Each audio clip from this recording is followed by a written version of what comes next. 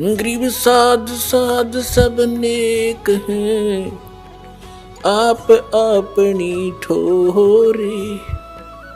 जो सतलोक ले जाएंगे वो साधु कोई और।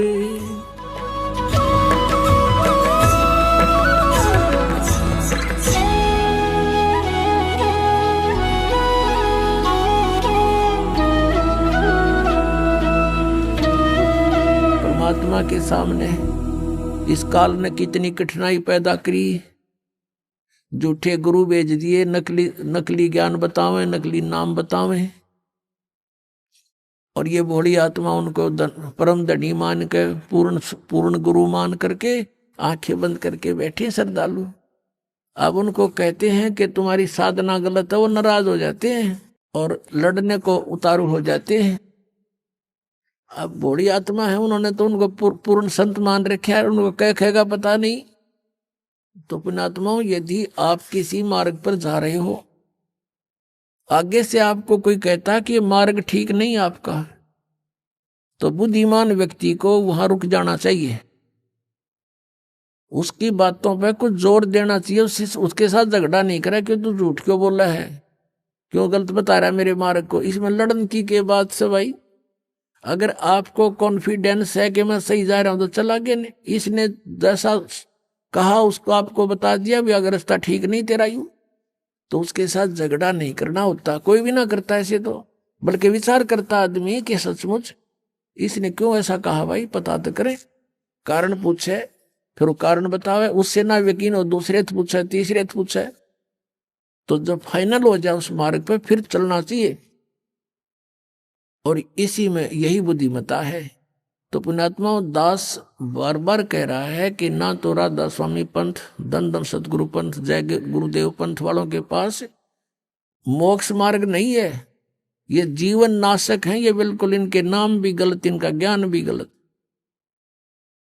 और इनके प्रवर्तक की आपको दिखा दी तो शिवदयाल जी की के दुर्गति हुई कमरा, शिवदयाल जी की मरने के बाद वो भूत बन गया, और वो बिलोचिस्तानी सामस्ताना खेमामल जी इंजेक्शन रिएक्शन से मृत्यु होगी।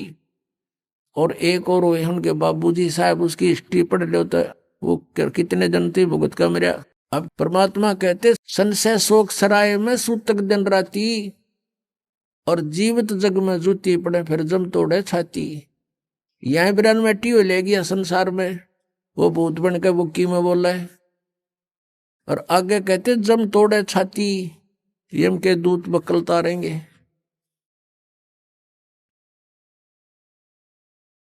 अब क्या बता रहे हैं परमात्मा कि यो सौदा फिरना ही संतो, यो सौदा फिरना ही, ये लोहे जैसा ताव जात है काया देश राही। और तीन लोक और भवन चतुर्दश सब जग सौदे आही। फिर बताते हैं कि ये दम टूटे पिंडा फूटे हो लेखा दरगाह माही, उस दरगाह में मार पड़ेगी त्रियम पकड़ेंगे बाही।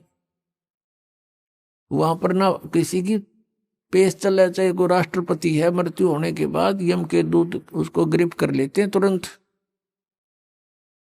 और वहां खड़ा कर देते हैं दरबार के अंदर। एक उदाहरण बताया परमात्मा ने अपनी वाणी में कि एक प्रियव्रत नाम का राजा था, उसने पहले तो तप किया, तप से उसको राज्य प्राप्त हुआ, और जब राज्य का समय पूरा हुआ तो यम के दूत पकड़ कर ले गए उसको, धर्मराज के दरबार में खड़ा कर दिया। यम के दूत जब लेने आए प्रियव्रत को, उसने कहा कि मुझे कुछ सांस और दे दो जीने के लिए। उसका बहुत लंबी आयु थी, बहुत लंबी आयु तक उसने राज्य किया था, और फिर भी जीने की आशा थी। कहा यम के दूतों से कि मुझे कुछ और श्वास दे दो। यम के दूत कहने लगे खबरदार, दे तूने सांस लिया तो तेरे श्वास पूरे हो चुके हैं, चलो। धर्मराज के दरबार में लेकर गए, वहां उसका अकाउंट बताया गया कि इतने वर्ष तूने तप किया था, उसके प्रतिफल में इतने वर्ष तूने राज्य कर लिया। अब बता कुछ करके लाया आगे के लिए। अब वहां तो सब पता होता है, उसकी जेब में पता लग जाता है कितना सामान है। कहने लगा जी नहीं, तकसीर होगी। कहने लगे इसका काला मुंह करो। अब प्रियव्रत कहता है मेरा काला मुंह क्यों किया जाता है, राजा था पूरी पृथ्वी का। तो धर्मराज ने कहा कि भक्ति के लिए भेजा था, भक्ति करे नहीं डले डोए। और फिर वो प्रियव्रत कहता गलती बन गई। धर्मराज कहता मैं तो गलती की सजा देता हूं, जाओ पशु की योनि में जा राजा, अब गधा राजा बन जा। परमात्मा कहते हैं कबीर हरि के नाम बिना ये राजा रसब हो, रस मन गधा। और माटी लदे को मार के और घास न डाले कोई।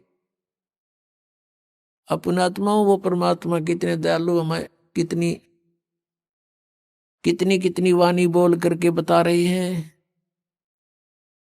और साथ में ये भी बता रहे हैं कि तू मुझे पहचान ले, तेरा सब झंझट खत्म कर दूंगा, ये रास्ता न खत्म कर दूंगा जन्म और मृत्यु का।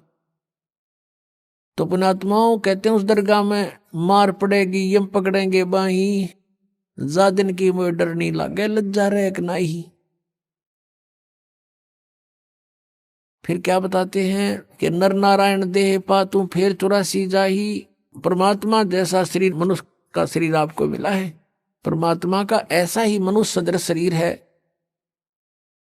इसलिए परमेश्वर को भी पुरुष कहते हैं, और उस पुरुष ने मनुष्य को अपना शरीर दिया है तो मनुष्य को भी पुरुष बोलते हैं। लेकिन परमात्मा का जो मटेरियल है शरीर का वो हमारे जैसा नहीं है। ऐसनाविरम शुक्रम अकायम, ऐसनाविरम, उसका शरीर माता पिता के योग से बने शुक्र का नहीं है। उसकी शरीर में नाड़ी आदि का व्यवस्था नहीं है, वो स्वयंभू है, परिभू है, वो कबीर मनीषी है, सप्रियागात है, सबसे प्रथम देहधारी वही परमात्मा है।